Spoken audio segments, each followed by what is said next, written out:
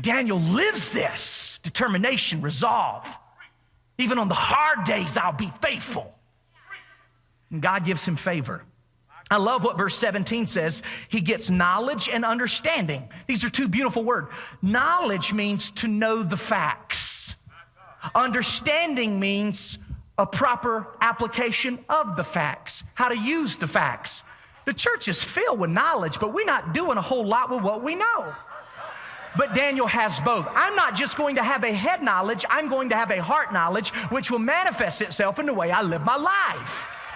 If you came in here today just to get some knowledge, but you're not interested in graduating from the school of knowledge and getting your degree in the school of understanding, then you will never see favor like Daniel saw. Knowledge is knowing tomatoes are a fruit. Understanding is knowing not to put them in a fruit salad. Knowledge, understanding. Daniel gets knowledge and understanding.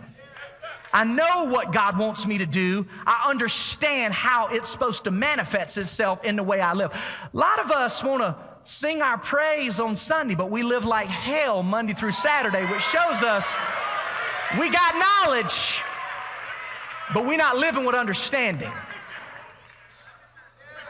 We want to hang out with the Babylonians while we're in Babylon, and we forgot we're not from here. This ain't where we belong. This ain't our home.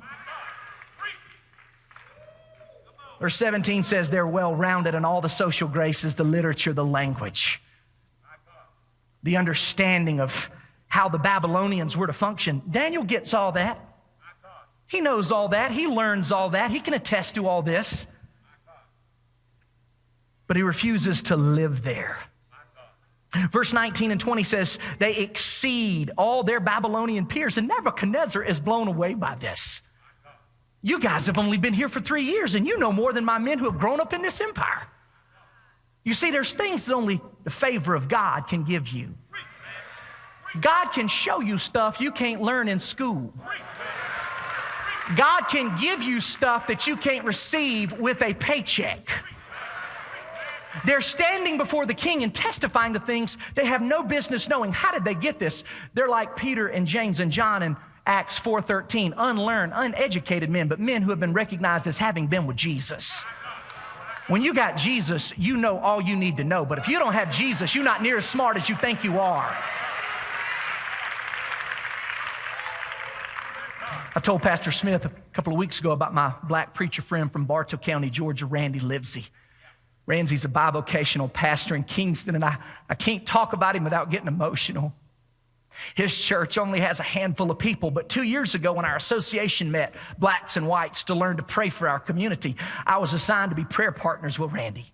And when Randy started calling on God, I noticed a depth and a fire and a faith that I wanted. I salivated for it, and I said, Randy, who taught you to pray like this?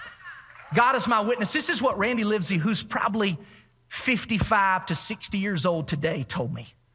He said, I learned to pray by listening to my sharecropper, illiterate granddad when I was a boy.